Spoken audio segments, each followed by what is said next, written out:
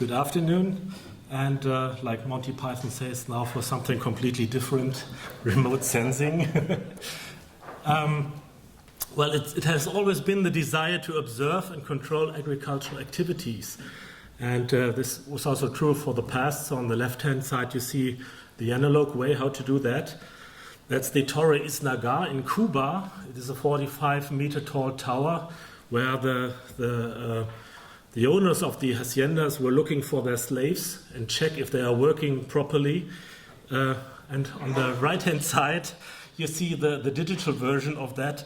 So this is the Copernicus Control Center of ESA, where we now can control our farmers from 750 kilometers away. So this is how things have changed a little bit. Okay, so maybe let's go back a little bit in history about remote sensing. Well, we had the Landsat program, the American satellite program, which started in 1972.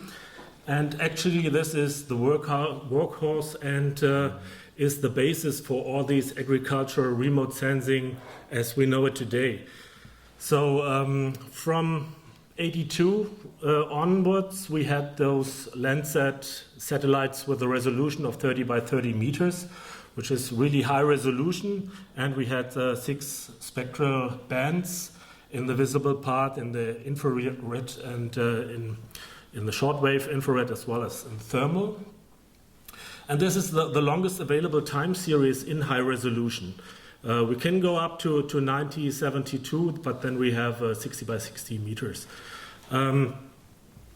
You see there are a set of satellites. So the first 3 Landsat satellites were those with a coarse resolution of 60 by 60 meters. And from 82, we had those better ones. What is quite interesting on that is about the stability of technology. So the first Landsat TM, Thematic Mapper satellite from 82, was working 19 years until he was decommissioned.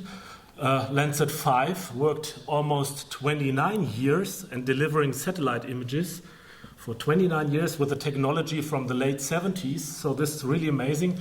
And if you then look to the newer models, well, just 12 years. And then we have the last one. It's launched in 2013 and it's still ongoing.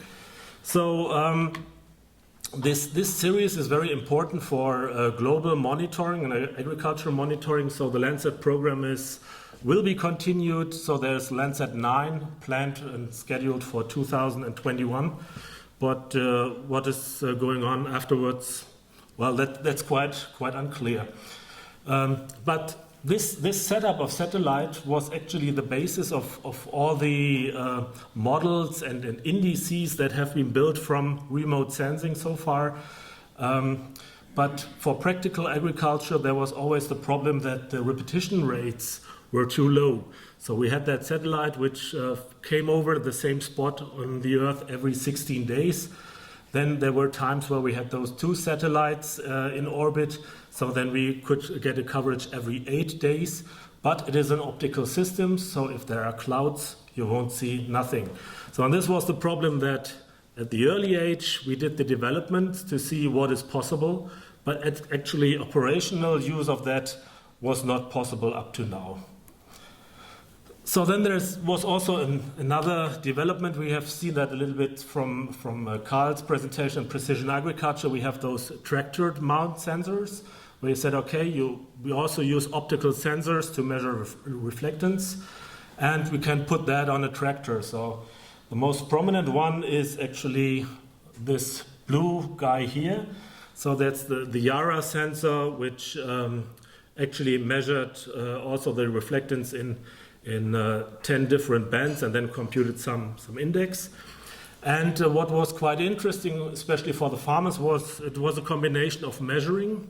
So you measured here, and then you have your fertilizer application afterwards. So there was a computer who directly can apply the variable rate application. So this means the farmer has not to care about it. He can send just a truck driver on his tractor and say, here, push a button and go and do fertilization.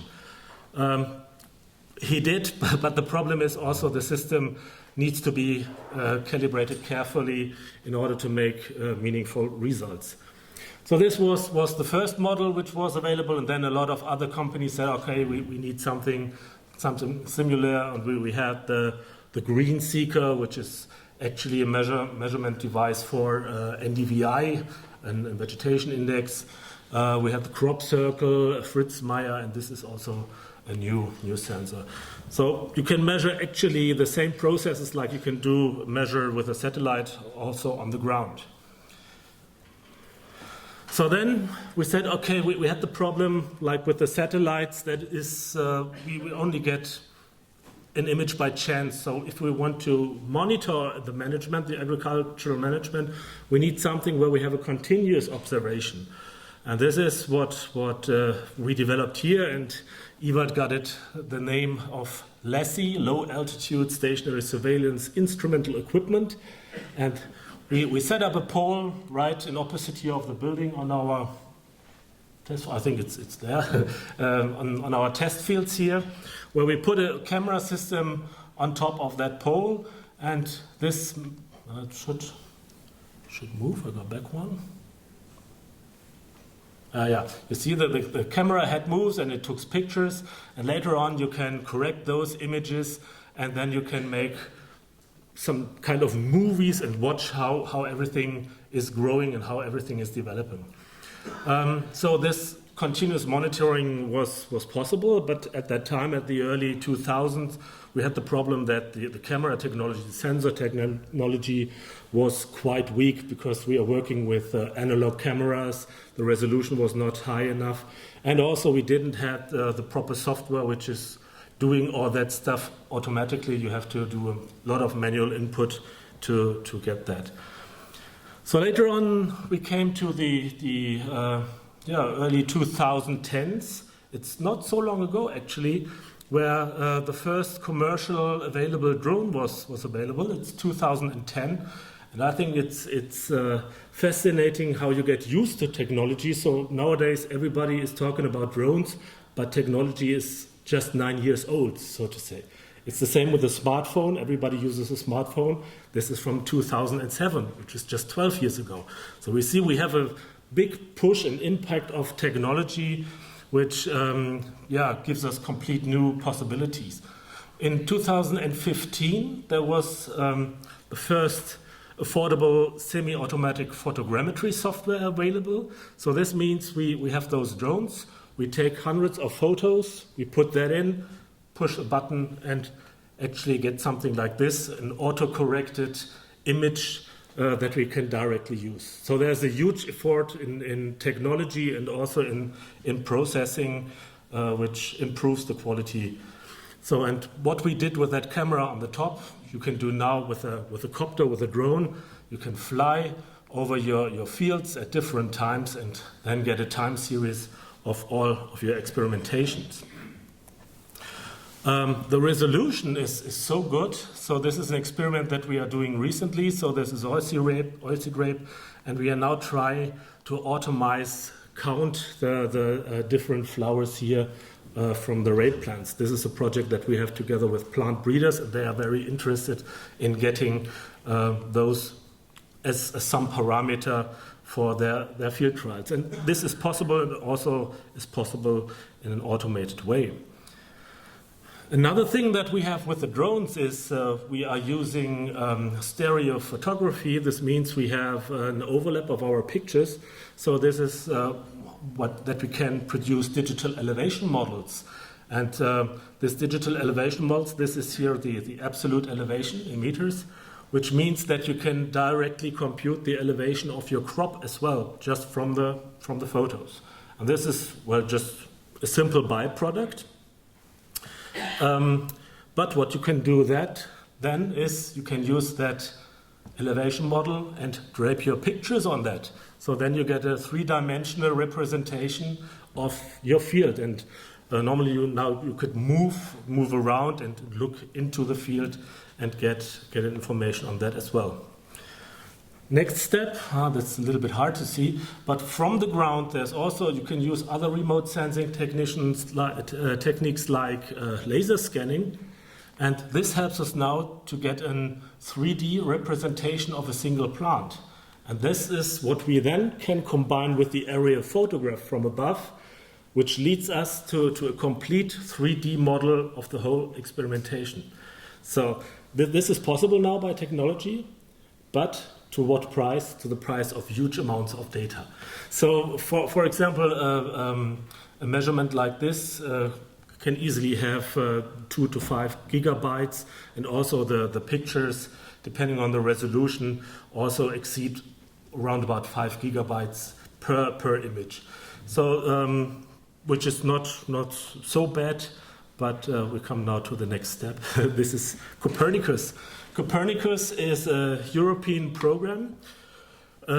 Europe spends 12.5 billion euro on setting up a satellite fleet, or they already spent most of that.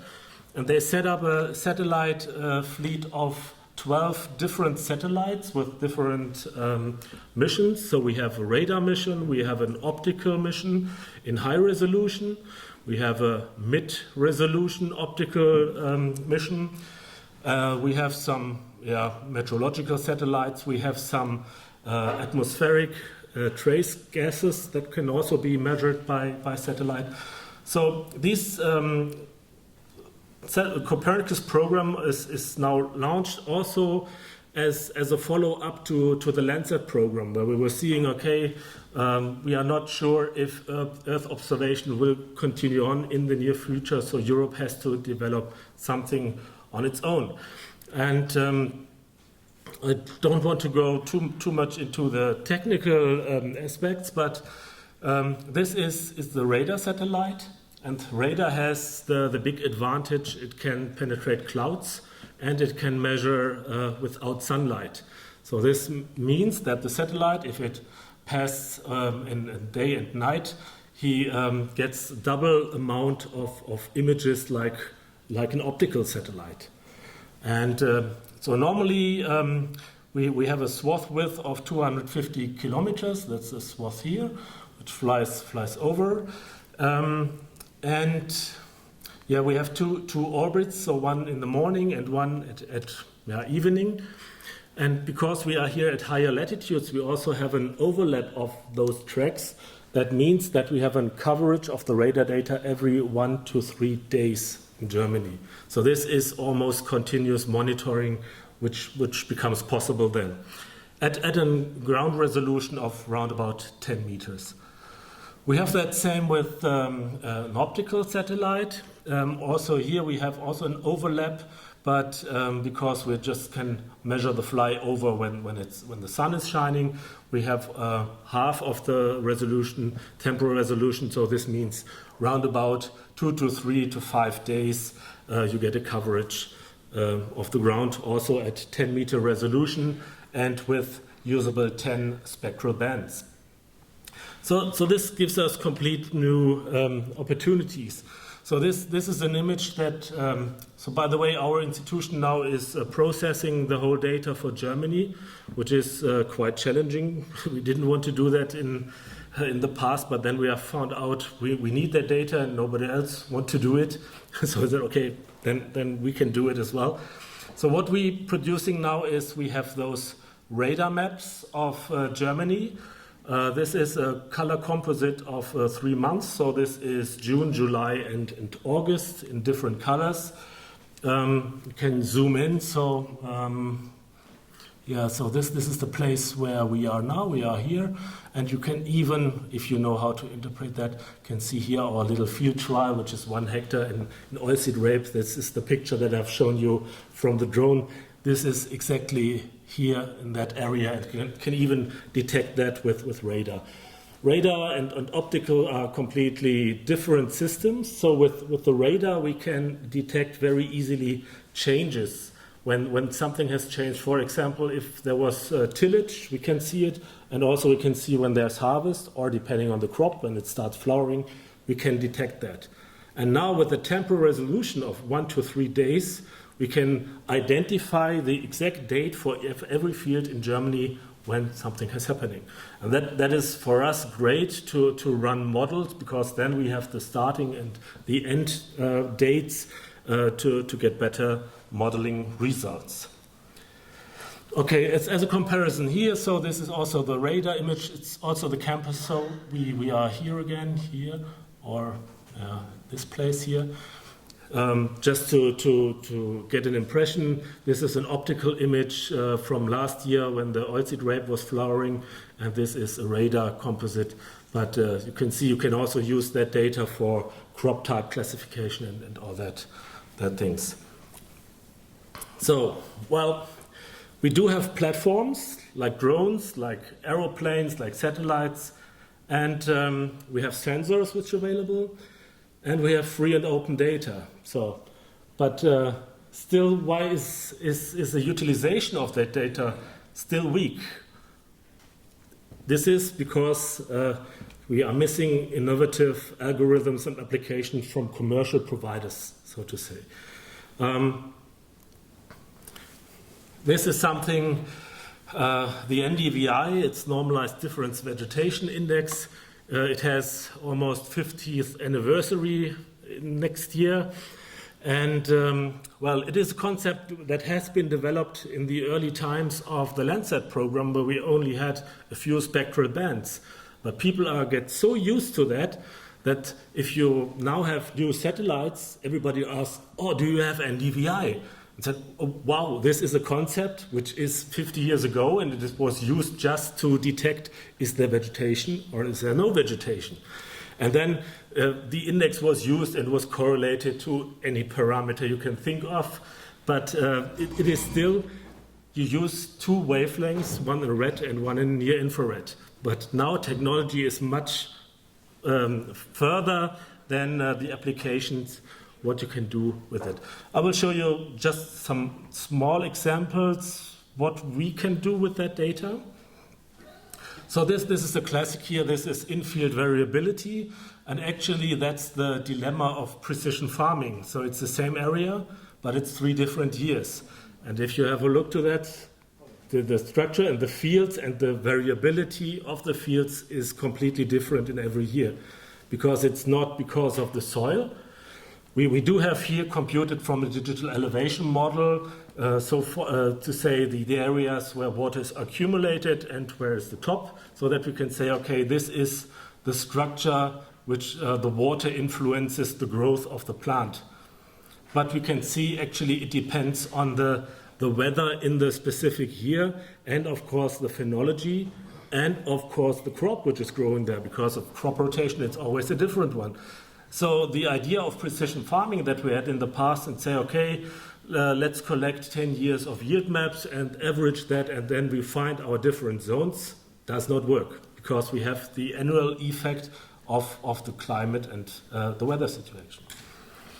But these are, of course, data products that now can be produced very easily from that data, and the data are completely free. There's one example where what we try to do and use that data for is for planning the end fertilization and oilseed rape in winter, where we try to estimate the uptake of nitrogen in the plant. There is some formula which is related to biomass, and we can measure biomass from the satellite data. So for that reason, we can also identify the nitrogen content in the plant before winter. And this helps then for collecting for the farmers to plan the next season for fertilization. This works with optical data, but you have the problem if you want to make this an operational service and want to make money with that, you never know if you get data or not. Because in 1 year you have exceptional good weather, you get a picture every time the satellite flies over. In another year it's completely cloudy and you don't get any data. So this is quite frustrating because it's hard to make a business out of that. The same is something what we developing at the moment. It's the optimum N supply in winter wheat, based on the recent dry matter content. So you know there is an optimum N content in the plant depending on the dry matter. So we can compute the dry matter from the satellite, and then we can say, okay, this field already has its optimum reached here, so it doesn't make sense to put some more fertilizer on it because the plant will not take it up or doesn't need it, it's just surplus, or not. Next step would then be, of course, to measure which is the real content in the plant and then to say, okay, these are the areas that you have over-fertilized, and in that area it's under-fertilized, for example.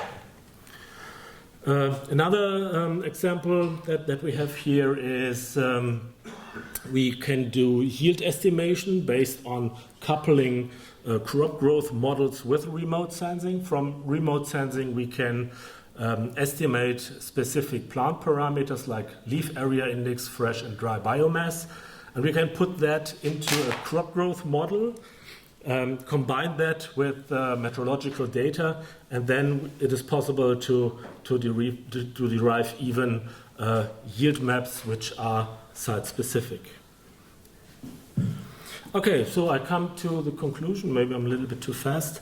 So we have the sensors, the platforms, and to have the data and to assist the farmers all over the world. So the whole Copernicus program is free and open data, and they cover the data globally. So this means you get it from every spot on Earth. You can get the data, but data is not everything. You need something who takes care of that data, does the interpretation, does the pre-processing, and develop meaningful application, and not to forget to discuss the results with the farmers.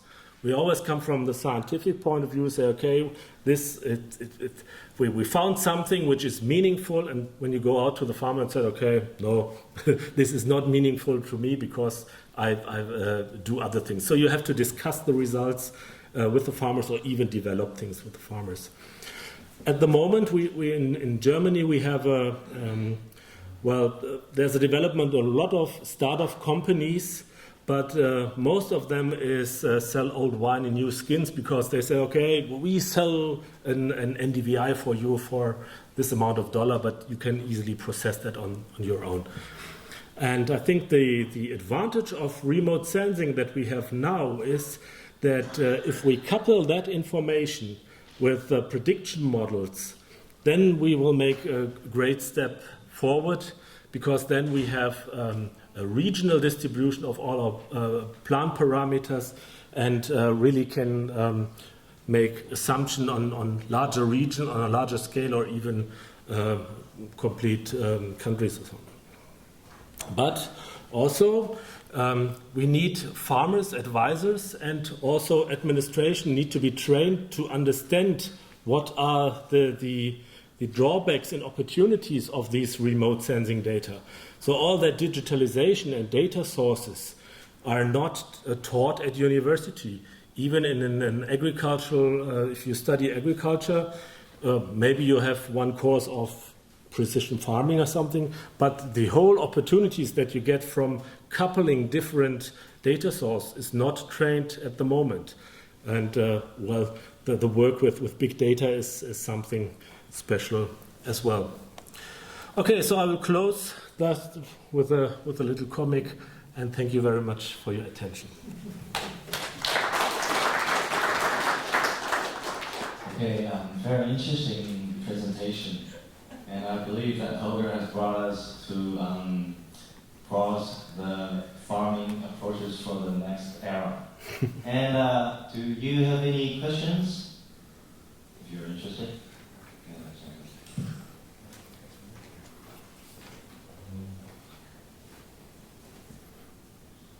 Do you readjust your yield estimations with practical data from GPS combiners and perhaps protein contents, GPS protein contents per field as well? Protein content not, but we do have farmers that do not only take the combine with the GPS combine, because also those systems have to be calibrated very well. Otherwise, you could have differences between plus minus 20%. So what we said, okay, put it over the balance. So we ask the farmers, put everything from that field over the balance, so that we get at least the whole distribution or the amount of yield right, and we take the combine to see if we got the spatial structure right. This is what we're doing. Yeah. Any more questions?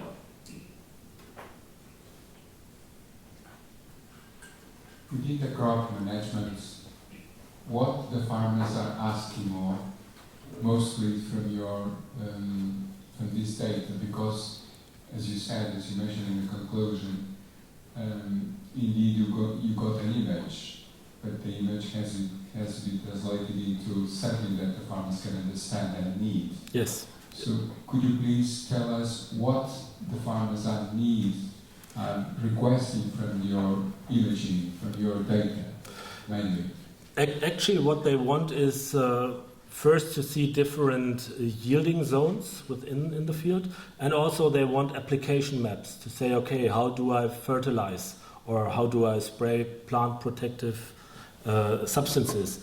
But the problem, especially with fertilization, is that the farmers want to go onto the field and fertilize very, very early in the year. So in the past, they started in March. Now the weather is getting so fine that they wanted to start in February. In February, with optical sensors, the sun is relatively low, and the image quality is not good enough, and also you get cloud coverage. So to give an advice for a first fertilization, that probably won't work with optical remote sensing. So you can get then in cereals for quality fertilization. Then you can say, okay, at the later stage, this is how your vegetation is developed, and you should maybe fertilize this and this. Yeah.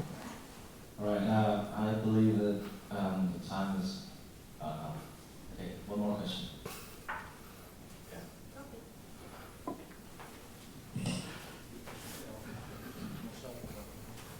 Thank you, Jen. Lovely talk, Holger. Can you just tell me what kind of information you get from the radar imagery? I'm a bit unclear about that. Yeah, so radar is very sensitive to moisture, so which can tell you on the one hand if the vegetation starts to ripening, which is interesting for farmers to organize their yield and say, okay, this field is ripe or is dry, or this one is wet, so I have to wait here. But I think the most important from radar is that you get a change when structure is changing. When you have no crop, then you get a different signal compared to if you have a crop. And all the stages when there is a change, when you have stubbles before and do soil preparation, then you get a strong change in signal. This is always related to water content indirectly. So you cannot identify soil water content, but you can get an information about water content in plant and the plant structure. And because of the good time series, we can identify events that are happening on the field.